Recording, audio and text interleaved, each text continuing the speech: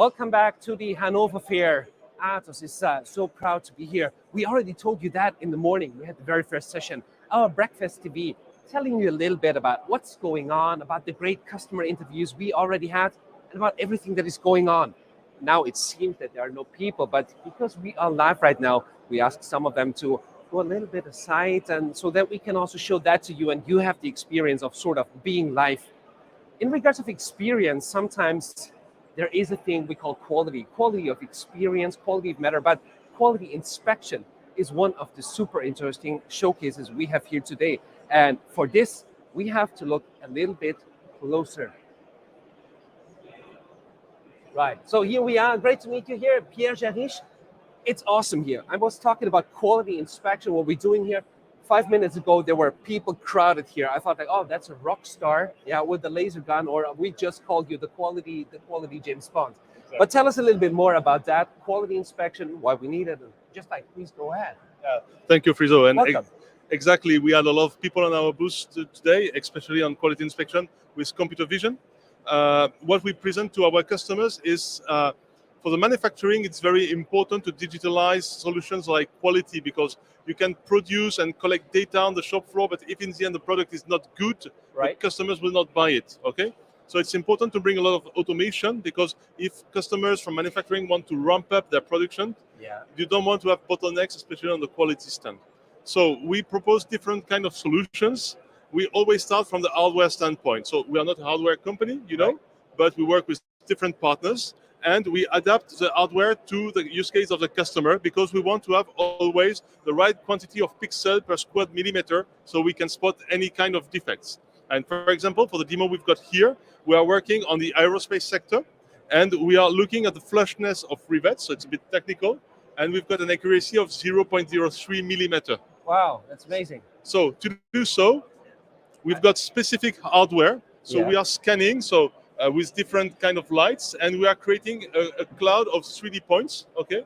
And then we've got AI models that are made by Atos to determine where are the different products to be inspected. And for each of them, we classify them, we segment them, and automatically we will measure them and compare with each other to know which one is good and which one is wrong. Okay. And we can drop the inspection time by nearly 80% compared to a human. Wow. So there is a real business case for our customers. And the fact that we are working with our own software, but also with partner softwares, we are able to have detection rate by 99.5%. Oh, that's a lot. Yeah, so very accurate and a high quality. Exactly. So hardware is one stuff, but once we have the hardware, we can create data. Then we need to process the data. And to do so, either it's embedded, like in this product, or we've got also edge servers. We are manufacturing, as you know, Friso, we are manufacturing edge servers. So the data can be sent via Wi-Fi or 5G to a Sequana edge server, in which we have different GPUs, so cards made for processing graphical data. And for some use case, we can also use our Edge Nano. So the small one, but strong one, believe me, okay?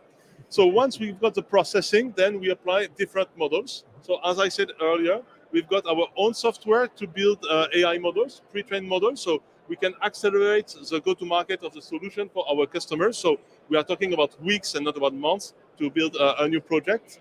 And we have our own platform, which is called either computer vision platform or ODAP, depending on the use case. It's a very specialized one.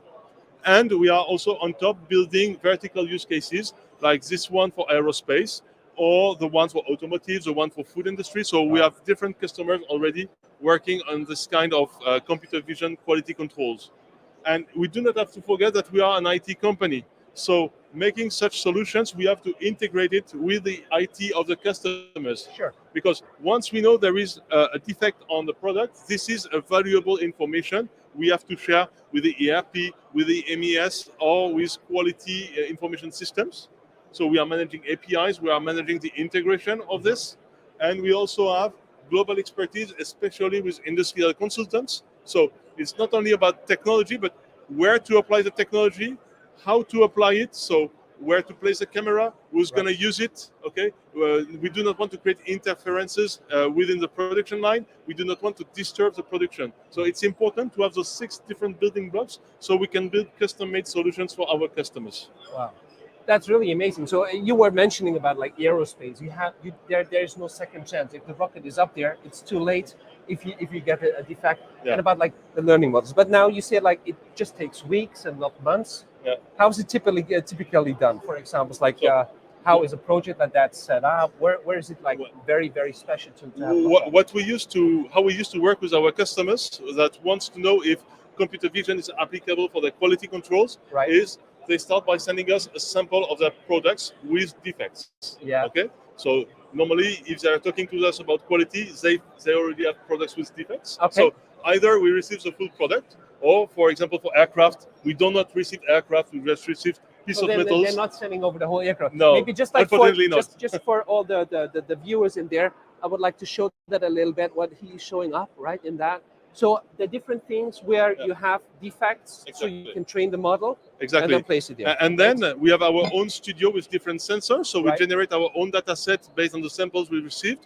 And we go with our pre-trained models to show to the customer within 1 or 2 weeks that we can apply computer vision on the customer case. And we know exactly where it's going to be hard, where it's going to be easy. So then we can put the focus for a pilot case or a proof of concept if there are some difficulties to be tackled, focusing only on the hard point and not on the easy point. So we do not waste the money of the customer, and then we implement for full industrialization. Wow, that's amazing. You had some great really, you were Yeah, crowded here.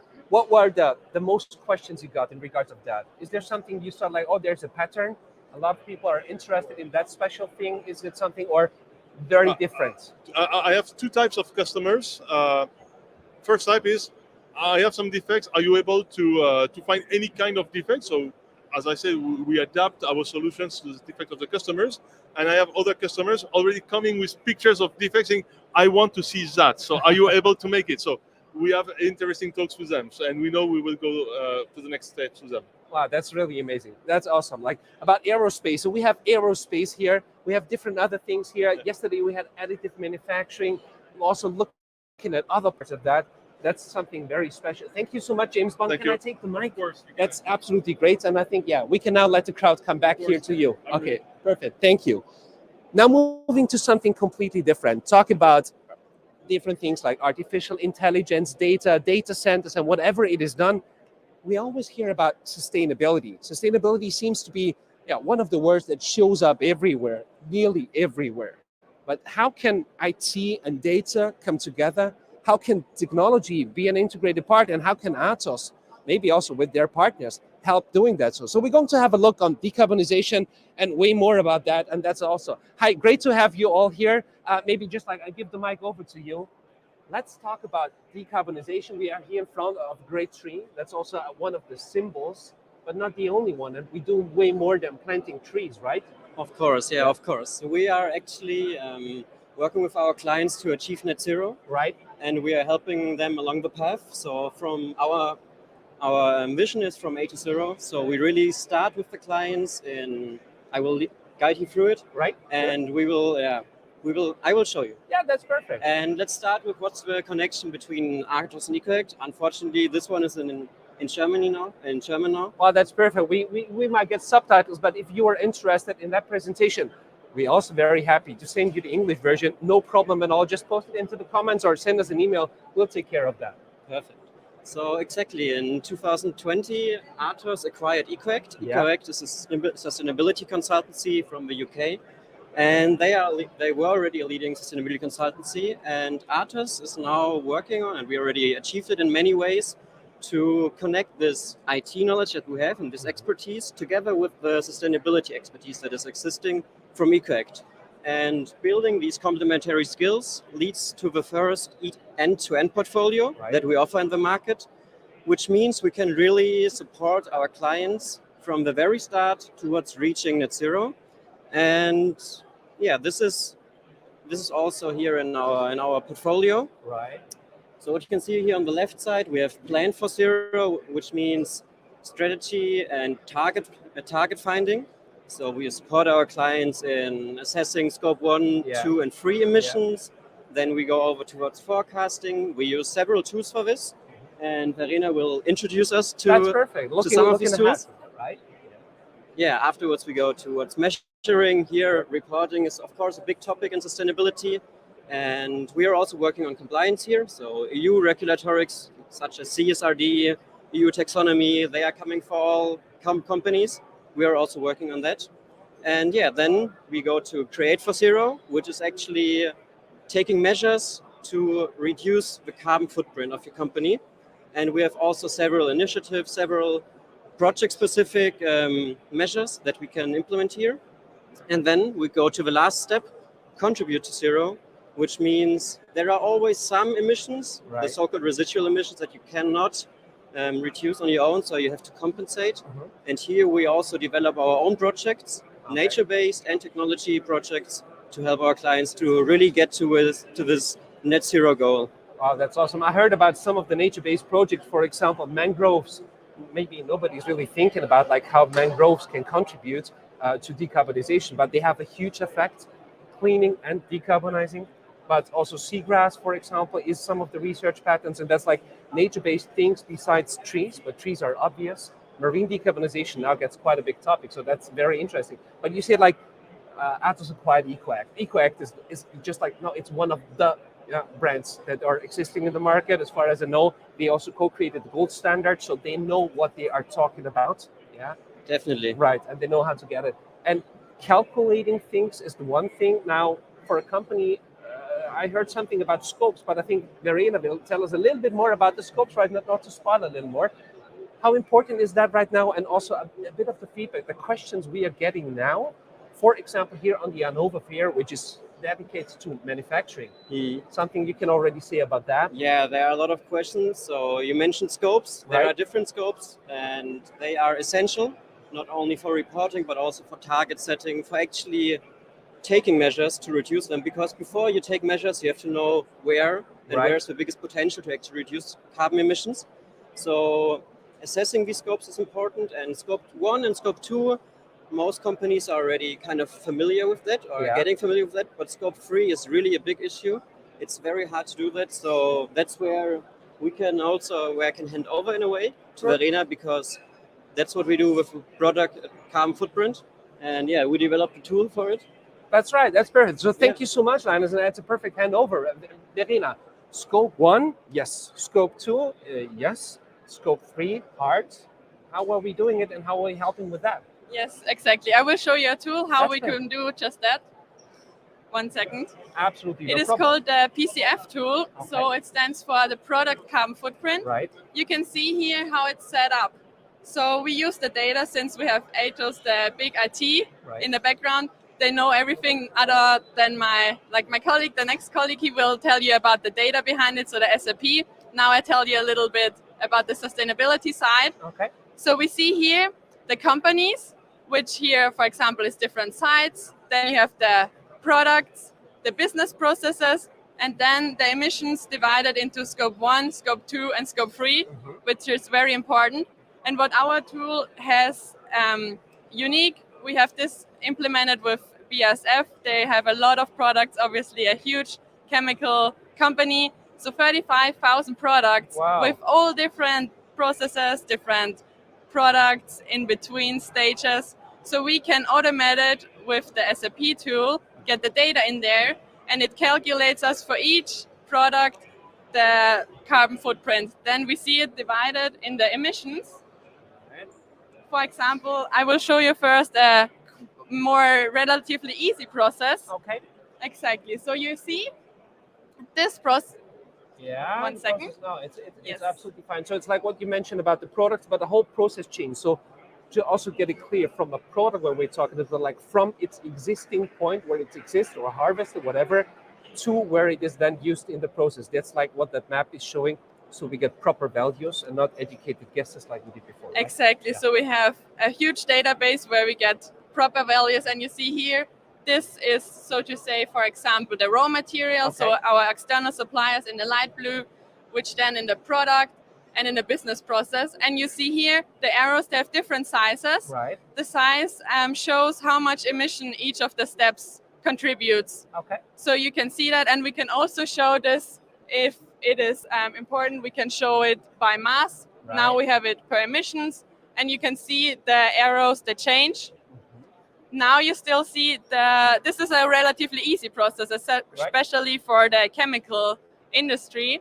But since we do this for a lot of more complicated processes, this then shows where our tool becomes really useful, because automatically, even for difficult and multi-step processes, it can be shown, it can be automatically calculated, and we see the emissions here. Perfect. So and I can then afterwards have a deep dive in it, look where it goes, so I know where to change something, maybe to optimize it in a way, get better values. Yeah. I can show you this here as well. Perfect. Perfect. So again, you see maybe here smaller arrows, so less emissions. Maybe we don't look into this, but here it's a lot. Maybe we look into here. That's perfect. So you see again the business process then broken down into the different scopes, as we mentioned before, and the scopes again broken down into on-stage emissions, which is utilities, and we see more the utilities again broken down here.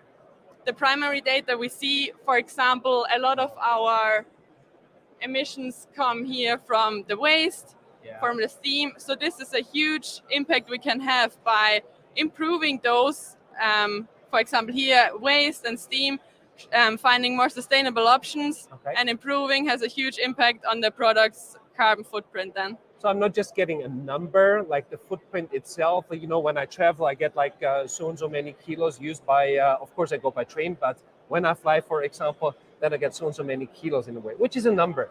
Now I get really details. We have here like waste, steam, electricity, process, wastewater, fuel, very detailed. So I find things where I can really grab on, change something, and I get full information there. That's awesome. Exactly. So we do this as the first step is obviously using the data and calculating, and then we have at EcoAct the consultancy team, a lot of LCA experts, other experts who then look into the data and show where can we change, what has the most impact, and what brings us to a net zero goal. Wow, that's really awesome. Especially scope 1, 2, 3, you're getting better control.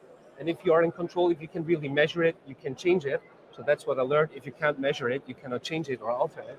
That's absolutely fine. So if I'm now a customer, like in what state, for example, should I come here at Atos or to EcoAct, and like what should I have? How can I be part of that? How can I get use of that tool? How can I integrate it? Is there just like a 1, 2, 3 step?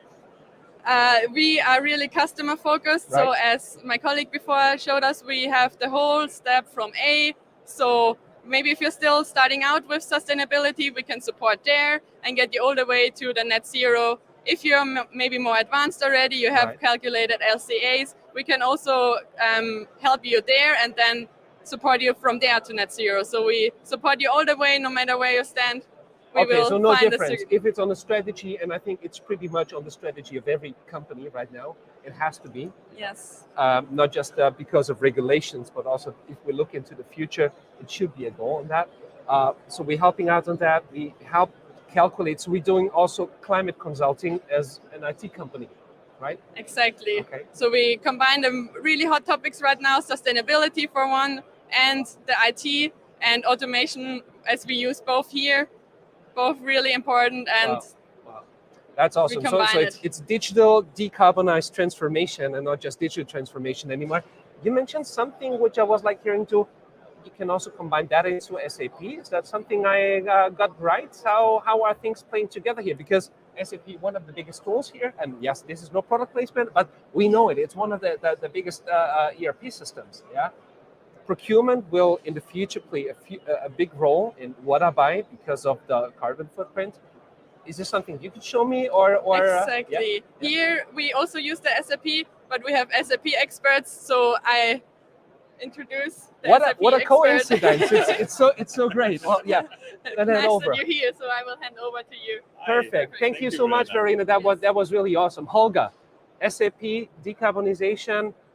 Digital transformation, how does that all come together, and what is important for exactly our participants right now, or just like the viewers, to know and to hear and to listen? So most companies use SAP as a software. Actually, our customers do this. And when we came together with our PCF unit, they asked us, okay, who can help us? It's just checking the course right now, just like it's fine. Going around. Don't hurry, don't hurry. It's absolutely fine. It's also like just like that. Yeah. So we have the S4 HANA, Right. our big SAP tool. Right. So we have a lot of consultants at Atos who are serving this, and we do a lot with SAP. So we're one of the biggest partners. And for this decarbonization, we used also our technical guys to make up this template how to calculate this stuff. Okay. Because actually he's searching again. Yeah. But you need all the data you have from the material. We have the material we have inside the SAP. So here you see we have, this is our technical right view. in time. Right in time. That was planned. So here we have our bill of material, Yeah. because in your bill of material you have all the informations from your parts you use, Right. and you have all your parts which you use in your production, and there we can adjust which carbon footprint is in my material. Right. We also have our data from our procurement, so how many things we buy from our suppliers, and how's the transportation, and which transportation way makes what kind of carbon footprint. And we have also our production data and our carbon footprint by site. And what we did in this project, we adjusted a HANA database model. Yeah. So we used the HANA database to get all this data together. Right. So that we can gather all the informations. And then it was only like getting all this information together, because we have information from the SAP, Yes. from material. We have also information from the carbon database. Right. We get data from this as well. And so we made this together and we consolidated the PCF. So we made this data model. And this model is very important if you want to measure some stuff or you want to get a view. So this was very important to have this technical view. Also for this first customer we did 2 years ago. This is also videos done with you. There was an interview with BASF. Right. Very recommendable. So everybody should see that. Yeah, we're going to find the link on YouTube and put it again and also on LinkedIn. It was awesome when I first heard that what was done there, and I think at that time there were about like 20,000 products itself, and that it's sort of not really open source but usable, and that they give away how this is done, and that's the way to go. Great. And it was very important because it's the whole project is done with a 40 minutes interview. Right. But we have a short interview in 2 minutes. It's also on YouTube link. Yeah. And we use this video on this trade fair for all prospects who want to see about this topic. We show them the video so that you see the scope 1, scope 2, scope 3, because this is very important. And then we show them again what we did with SAP, because for the visualization, for if you're on the manager level or on C level, you want to see gathered information very compact. Exactly. You have clear numbers where I can make a decision, where I can make a call and know what to decide, right? It's like having this information coming up from bottom up. Yeah. But you want to see it from top down sometimes. Yeah, sure. So then we prepared for this project. Yeah. Let me change the monitor. Oh yeah, absolutely, no problem. That's really amazing. And now we're switching over. Into a dashboard, right? Maybe you have heard about the Sales Analytics Cloud. Yeah. The SAP Analytics Cloud you can use for this kind of data to play with data, like controlling. Yeah. And in this typical demo case, we had 4 companies. So all these numbers are coming from SAP. Right. So maybe you have here Paris or you have here Berlin. So these are my companies. And then we gather the data from the year before and the actual year. Okay. So that we can see, is there a change? And then we got here on this data, we have the scope 1, scope 2, scope 3 again. And we see our metric tons that produced. And in this data, you can also make a kind of drill down. So this is gathered information for companies. Which is great, because on one side, I see everything. I see my different sites, my product carbon footprint in total, the change over the year right now. Yeah. And I have it nailed down already to scope 1, scope 2, and scope 3, which is a good thing. And it's very easy because you can join it on this open SAP platform. Yeah. Everybody can learn about how to use this tool. Right. So it's no real mathematics which are inside. So you don't have to study this stuff, because you can make an open course for it. And then you have the Analytics Cloud, how to use it. And this is very easy because here you can, it's like prepared for this customer. We made this so you can go down and you can say, okay, please again show me the product group. So Okay. you go down to the product group and then you see, okay, scope 1 only or the scope 2 only, and you see some changes here. Yeah, and there you see it by some charts. Okay. And actually, as coming from the Trex tool from Verena, Yeah. we have also some informations about our potential saving on the carbon. Okay, so it's great. Yeah. What I could do to make getting better value. So not just like an information, also suggestion, recommendations where something could be done. Yes. It's like potential saving, Yeah. what you can do. But very important is like SAP is a big ERP software. Right. So maybe you want to know go deeper down Yeah. more. So we go to the material, and on the material side, there we see, okay, we make a filter because this filter we have to change. Because here you see what we want to have from information. You see your top 5 products externally purchased. Yeah. And you see how is this carbon footprint divided. Yeah, it's like here you see 25% and 74% from the material compared to the total. And maybe the manager for the incoming material from the purchase wants to know, okay, who is the vendor where I'm buying this? Can I change something maybe? Or can I do something more? So maybe he wants to go to a kind of drill down. Yeah. And this is the benefit from the analytics cloud, that we have links. And it's actually on real-time data. That's great. And you can go deeper and deeper. And if you want to find something out, you find the point where to go with it. Awesome, right? And that's it. And then you can switch on here and you see jump to externally purchased. Right. So you go down to the next, and there you see your source of your material. Okay. We have it. And you see, okay, it's getting you 75% carbon footprint you have from external, and internally it will also do 25%. And then on this other side, you see that we have here who is the supplier for this. Yes. So this is chemical experts and chemicals for you. And here you see it's like on the parameters, the user can adjust for the SAP Analytics Cloud. You see, okay, we have some colors here. And then you see, okay, this is red. Right. So then you say, why is this red? Can I go down more? And then you jump on from here to the PCF tool. So then the PCF tool is opening. Yes. So you come back to Verena's topic. Yeah. So you come back to the tracks. Right. And there you see, okay. And as she's shown before, in the tool she had, then we can make some adjustments. Right. So then maybe you can say, do we have to find a new vendor? Do we have, can we change something? So this tool, this analytics clouds, would show up to you, where can I do something?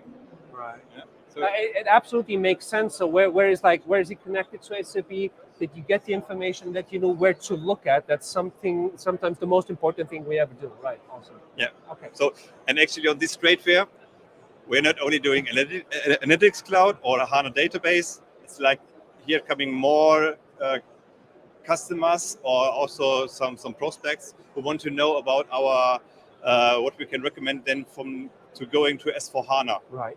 Because S4HANA is actually the main topic. So we have a lot of customers who want to move from the ECC system to the S4HANA, and they ask us how to migrate. Right. And we have seen this with a lot of customers. They ask us, how can I migrate? And then we talk about them with our roadmap consulting, because we at Atos, we have a very big number of SAP consultants worldwide, like from India. Yeah. And we also do serve big customers in Germany as well. And they ask us, which is my best way? We say, when I have 35 departures worldwide, how can I move this whole SAP system to the new S4HANA? Yeah. And then we make with them a roadmap consulting, so that we say, okay, just make an analysis of your system so that we gather all the information, how much customizing is inside, how much customizing is used, so that we get a real view on the data. And then we talk about all the ways we can do to go to S4HANA. It's like the green field or the brown field, or our Atos way also is the best of breed to go to the blue field, so that we only need this customization data we really use, actually, that we take this with us, so that we have green with a small kind of blue. But this we talk about with the customers, and to make this open, because mostly customers also talk, okay, is it possible to talk with you about RISE for SAP? So then we are also a partner to talk about RISE with SAP, but we also, if the customer says, maybe from the contracts, we can't go to RISE because we have also defense customers, or public, and then they talk with us, how can I move to S4HANA? And then we talk with them about how about hosting, how about hyperscalers.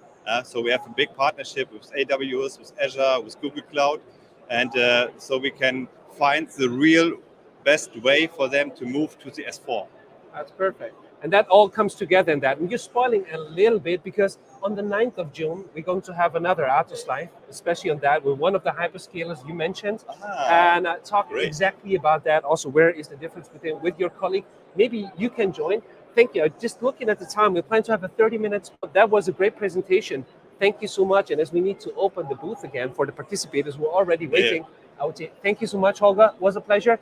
I will take the microphone and say thank you so much to all your participants. I say, like, if you are still here, come around, learn more about SAP, learn more about decarbonization, quality inspection with that, or just write us an email or contact us. We see each other tomorrow morning, 9:30 for our Central Eastern Breakfast TV. See you in the morning. Bye-bye.